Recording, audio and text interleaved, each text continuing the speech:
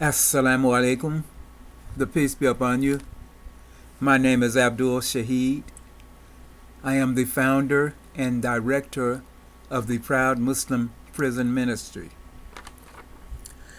I'm going to read from the fourth chapter of the Sacred Quran. Fourth chapter, ayah, or verse 1. Ayaha anas attaku rabbakum ulladhi kalakakum min nafsin wahidatin wa kalakar minha zawjaha. O mankind, O human beings, have deep respect, have deep consciousness of your Lord Evolver. He who created, gave nature, character to you all from one soul, and he created from her, her mate, her husband. These words became particular to me in my study of the religion because, for one, even though it's commonly thought of by Muslims that verse is speaking of Adam, peace be upon him, Allah, God, never mentions the word Adam in that verse. After me noticing that, I then was blessed by Allah to hear a sister by the name of Anisa Dewan speak on that very topic. And she pointed that out also. As you listen, you will hear her as I recorded her teaching, her lecture on this subject, on the subject of the feminine and the masculine.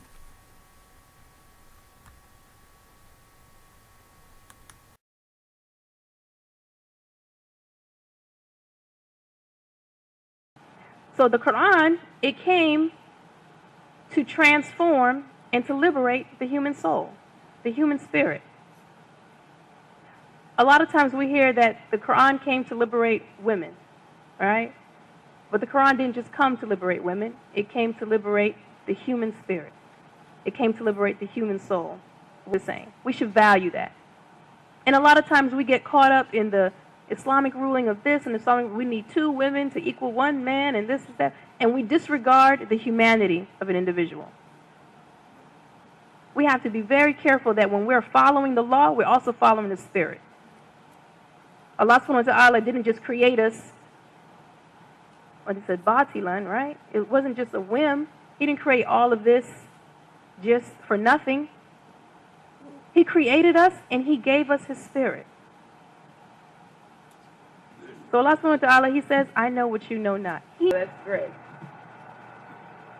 أعوذ بالله من الشيطان الرجيم بسم الله الرحمن الرحيم والصلاة والسلام على سيدنا محمد وعلى آله وأصحابه وأجمعين أشهد أن لا إله إلا الله وحده لا شريك له وأشهد أن محمد عبده ورسوله. I seek refuge with Allah from the rejected curse Satan with the name of Allah, the merciful benefactor, the merciful redeemer. All praise is due to Allah, the Lord of the world. We ask his prayers and peace be upon Muhammad, upon his family, and upon us all. I openly bear witness that there is nothing worthy of worship except Allah alone. He has no partner.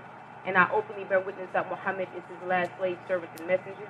I greet you with the peace and blessings of Assalamu alaikum, Ramadan Mubarak. Ramadan Mubarak. Alhamdulillah. I am here in Atlanta, Georgia, at the request of the dear people. Right? So in theory, we would say it was the Imam. They decided to invite Sister Anisa down. But after we get through the weekend, you will know it was you who invited me. Right? Inshallah. Inshallah. That's what we will come to. The topic of the weekend, I thought it was very appropriate, and it would definitely be appropriate because many times when people are sitting and they say we want to listen to the women speak, the first thing that you do is you think of family, right? That's what you think of. So it is almost a necessity. If you're going to listen to the women, you should understand how to structure the family. So that's not an error or a misguide. That is how it should start. Now understand that the family, that what we'll be discussing, because the whole idea of even the blueprint, and I know Imam Suleiman mentioned it, Shahida mentioned it, the idea of a blueprint is even different than a model, right? A blueprint is different than a model. Rasulullah sallallahu alaihi wasallam is a model, right? It's uswa. It truly is. When you look at it, you see what it should look like. That's in the end, that's a human being. That's what it should look like. That's Muhammad. That's what it should look like. But a blueprint is going to do something a little differently, right? You have a model of a building, and the model looks just like the building is going to look. It's just a little representation of it. But then you have to have a blueprint to know how to build it. So we have a model, but this Quran will tell us how to do it. Muhammad is the realization of it. So when your model starts to go off, then you look at Muhammad and you know, oh, that's where I put the screw in the wrong spot. And that helps you to correct, right? The blueprint helps you to correct anytime it's going off, but it's showing you how to build. So inshallah, this weekend, our job is to show you how to build it. Now, it's going to be your job to build. We can't build it for you, but it's going to be our job to show you, to give you from Quran. This is not going to be from Anisa and, you know what, we're going to, if it deems it, that's okay, because I don't want to unplug the other one.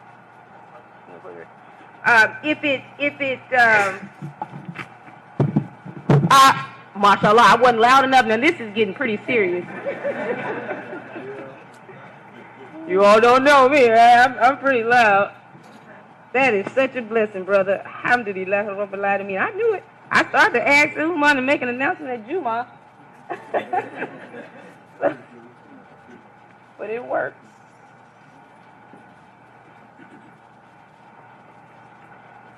All right, so this is what we'll be focused on, is the blueprint, understanding how to build a thing. Now,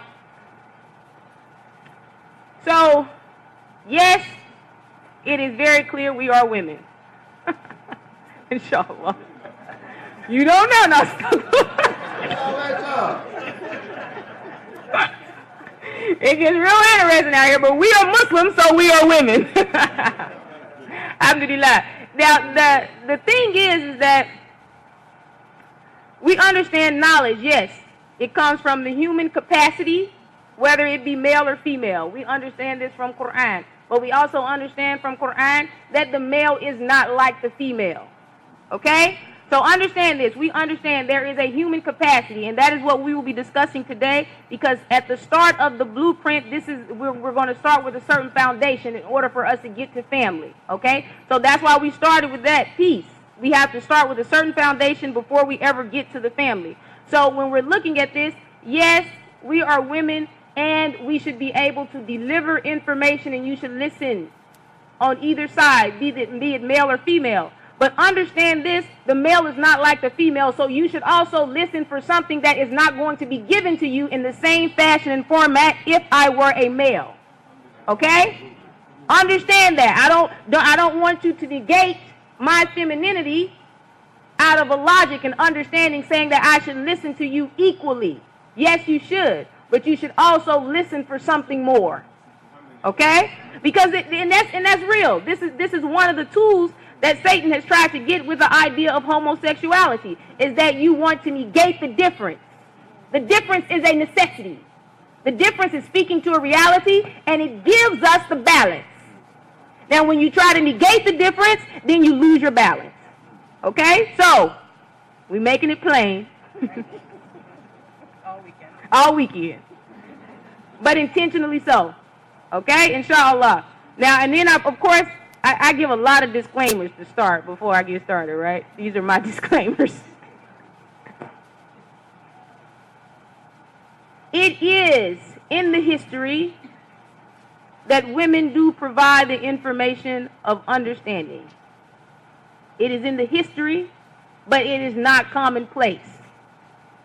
It is moving to commonplace because this is where the world is moving to, because it needs the balance.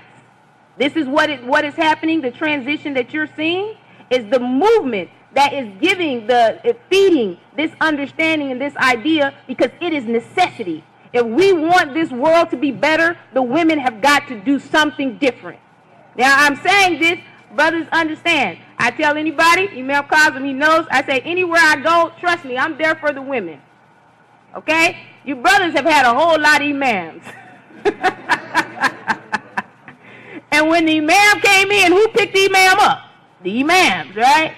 When the imam came in, who was hanging with the imam? The imams, okay? So understand when Allah tells us that He will ba'atha, He will raise up from amongst you, that goes for women too, right? That He will raise those amongst you that can give it to you how you need it. Now, they agreeing with me right now, brothers. In a minute, they're going to be like, sister. Now. So, I see a few people with tablets. This is not Jum'ah. This is a Ramadan session. This is like ta'aleem. This is learning. You should have a Quran and you should have a pad. Okay? So, let's make that plain, inshallah, tomorrow if you come back, if I haven't ran you off. If you haven't run for the wind, right? This is very important. Brothers do this all the time.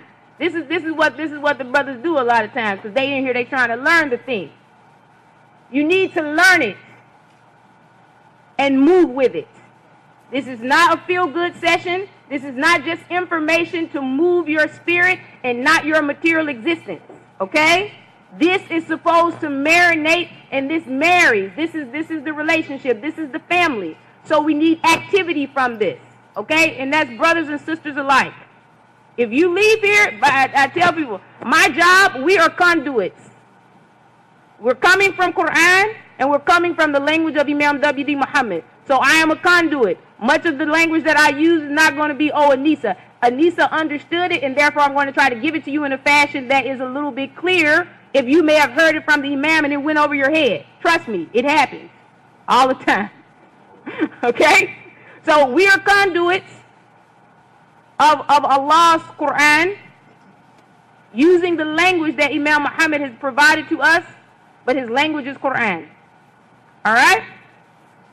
So the basis, when we start looking at the basis of the human family, the first thing that we have to try and look at is the individual self. Ain't nobody getting to the family until you deal with you. Okay? And we all know, realistically, the biggest issue in the family is you. We say, no, the biggest issue is that other person. I'm pretty sure. Pretty sure I got it all together. That brother over there, that sister over there, they ain't got it, although they had it when you married them. Yeah, now all of a sudden they off track. Ya Allah. So understand we're dealing with self today. We're dealing with self. So what do we understand the self is according to Quran? Once again, this is Quran as the blueprint. Okay? The mic, this one. Right there? Okay. That's a little better. This is the first time I haven't been heard. Let me scoot up. No. It's good? It's good? Oh, okay. About to say. Okay, so what's the self according to Quran?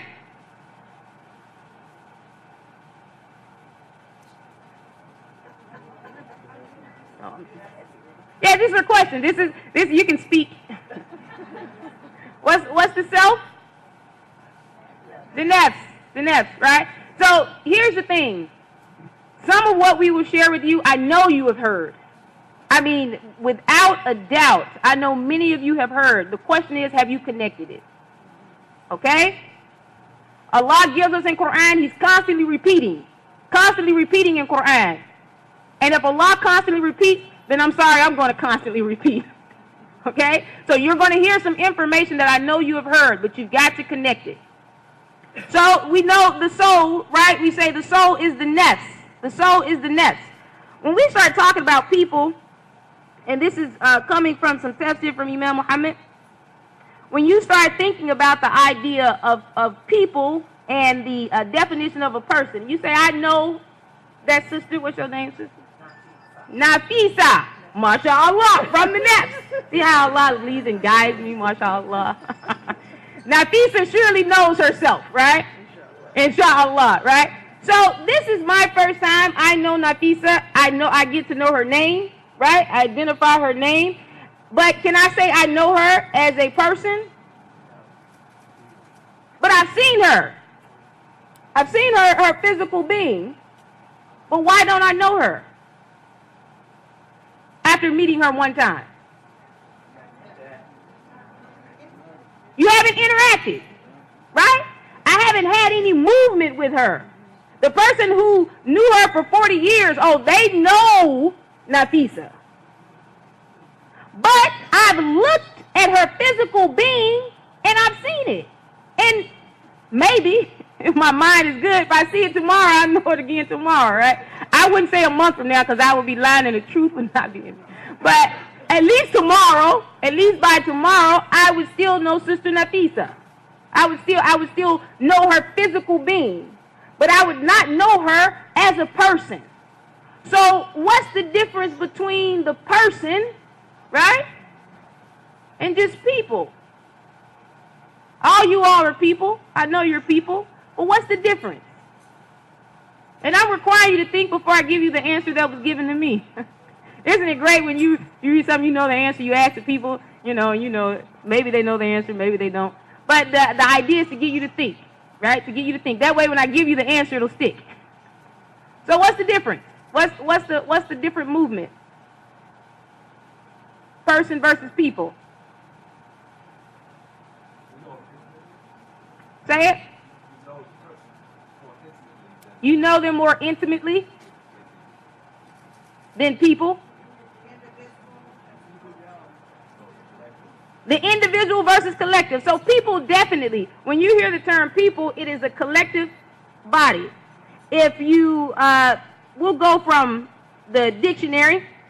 It says the term people, according to the American Heritage Dictionary, entry number 5, it said it gives this meaning the mass of ordinary persons, the populace. He said, now the same dictionary gives the meaning of populace, and I quote, it says the general public, the masses.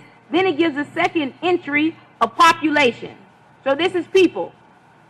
Now when we go to the definition of person, for person it says an individual of specified character.